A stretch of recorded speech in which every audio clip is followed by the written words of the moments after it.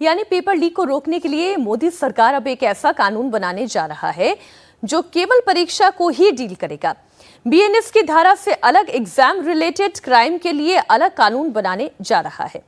अगर अलग कोर्ट होगा, अलग तरीका होगा, अलग धाराएं होंगी, अलग से प्रावधान होंगे और अलग तरह की सजा भी होगी। इस वक्त पेपर लीक करने वाले माफिया पर चीटिंग जैसी हल्की धाराएं लगती हैं, जिसमें आसानी से बेल मिल जाती है। माफिया जेल से निकलकर फिर पेपर लीक करता है, लेकिन नए कानून में पीएमएलए जैसी सख्ती हो सकती है। पेपर लीक करने वालों को ठीक उसी तरह से बेल नहीं मिलेगी जैसे ईडी के केस में बेल नहीं मिलती है। कल जो प्रधानमंत्री जी ने निर्णय लिया कि पेपर लीक से संबंधित जो मामले अदालतों में लंबित हैं, चल रहे हैं, उनकी सुनवाई हम specially designated fast track court गठित करके करवाएंगे, जिससे डे टू डे बेसिस पे सुनवाई होगी, स्पीडी ट्रायल होगा और टाइम बाउंड इन्वेस्टिगेशन होगा, तो युवाओं को न्याय मिलेगा। ये बहुत बड़ा निर्णय है। मोदी पेपर लीक पर कानून ला रहे हैं तो राहुल गांधी अपनी 3 मांगों के साथ अड़े हैं। मोदी ने देर रात वीडियो जारी कर छात्रों को भरोसा दिलाया, पेपर लीक रोकने के लिए कड़ा कानून बनाने की बात कही, तो कांग्रेस नेता राहुल गांधी ने प्रधानमंत्री के वीडियो पर निशाना साधा। उन्होंने सोशल मीडिया पर पोस्ट कर लिखा, आधी रात को जारी इस बेकार से वीडियो से छात्रों की समझदारी का अपमान ना करें। छात्र धर्मेंद्र प्रधान के इस्तीफे की मांग कर रहे हैं तो धर्मेंद्र प्रधान को पद से हटाएं, छात्रों की पिटाई करने वालों को सजा दें और छात्रों से माफी मांगे। राहुल गांधी के साथ ही बीजेपी भी धर्मेंद्र प्रधान का इस्तीफा मांग रहा है। कह रहा है कि जब तक कि शिक्षा मंत्री इस्तीफा नहीं देते, जंतर मंतर पर आंदोलन जारी रहेगा।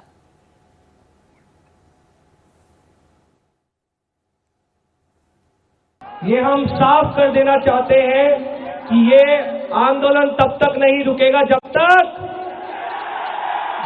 धर्मेंद्र प्रधान तो हम लोग ये जंतर मंतर छोड़ने वाले नहीं हैं जब तक धर्मेंद्र प्रधान इस्तीफा नहीं दे देता। किसी को कोई डाउट तो नहीं हो रहा? बैठे रहोगे ना यहाँ पे? हिलोगे तो नहीं? रुकोगे तो नहीं? झुकोगे तो नहीं? डरोगे तो नहीं? तब तक डटे रहेंगे जब तक धर्मेंद्र प्रधान इस्तीफा नहीं दे देता। राहुल और सीजेपी अभी भी अड़े हैं तो उधर सरकार के भरोसे के बाद मेदांता अस्पताल में सोनम वांगचुक ने 26 दिन बाद अपना अनशन तोड़ दिया है। देर रात केंद्रीय मंत्री जेपी नड्डा और जितेंद्र सिंह ने मेदांता अस्पताल पहुंचे, जहां उन्होंने सोनम वांगचुक को सरकार की तरफ से लिखित प्रस्ताव दिया। सरकार की तरफ से लिखित आश्वासन मिलने के बाद सोनम वांगचुक अनशन तोड़ने को राजी हो गए, जिसके बाद जेपी नड्डा ने उन्हें जूस पिलाकर अनशन तुड़वाया। सोनम वांगचुक की 3 मांगों को सरकार ने मान लिया है। सरकार की तरफ से कहा गया है कि शांतिपूर्ण प्रदर्शन करने वालों पर सरकार सकारात्मक रुख अपना रही है। संसद में सरकार पेपर लीक से जुड़े सभी मुद्दों पर चर्चा करने के लिए तैयार है। साथ ही सरकार ने पेपर लीक के बाद सुसाइड करने वाले छात्रों के परिजनों को उचित मुआवजा देने पर भी विचार किया है। वांगचुक पहले केंद्रीय शिक्षा मंत्री धर्मेंद्र प्रधान के इस्तीफे की मांग पर अड़े थे, जिसे उन्होंने बाद में छोड़ दिया। अब सरकार ने वांगचुक की बाकी बची मांगों को मान लिया है। 26वें दिन मैं आप लोगों को कुछ ख़ास खबर बताना चाहूँगा। अभी रात के लगभग 12:30 बज रहे हैं। अभी थोड़ी देर पहले केंद्रीय मंत्री जेपी नड्डा साहब और जितेंद्र सिंह साहब यहाँ आए थे और लद्दाख के एपेक्स बॉडी के शीर्ष नेतागण भी यहाँ आए थे। और उससे पहले आप लोगों को मालूम है विभिन्न राजनीतिक दलों के लगभग 65 सांसदों ने आकर और हस्ताक्षर देकर हमसे अनशन तोड़ने के लिए कहा और वो संसद में इस मुद्दे पर नीट पेपर्स और परीक्षाओं की प्रणाली पर चर्चा करेंगे, ये आश्वासन दिया। और जो सरकार से इस तरफ से मंत्रीगण आए थे उन्होंने भी ये आश्वासन दिया, जिसका कि 2 दिन से हम बहुत ही कड़ा बार्गेन चल रहा था कि मुझे आश्वासन चाहिए और लिखित में चाहिए, और इसमें 2 दिन लगे और मुझे इसलिए अनशन पर 2 दिन और बैठना पड़ा, और ज़्यादा भी बैठ जाता तो आखिर में आज उन्होंने लिखकर आश्वासन दिया है। अनशन तोड़ने के साथ ही सोनम वांगचुक ने प्रदर्शन में शामिल छात्रों को मैसेज दिया। सोनम वांगचुक ने केंद्रीय मंत्री जेपी नड्डा और जितेंद्र सिंह की मौजूदगी में अपील की है कि छात्र अपनी भावनाओं को शांतिपूर्ण तरीके से रखें। मैं किसी तरह की हिंसा का समर्थन नहीं करता हूं। सोनम वांगचुक ने छात्रों से अपील की है कि कोई एंटी सोशल एलिमेंट आंदोलन का फायदा ना उठाए। किसी भी तरह की हिंसा ना होने देने को लेकर बहुत सतर्क रहें। I want to appeal to the protesting students to maintain utmost peace.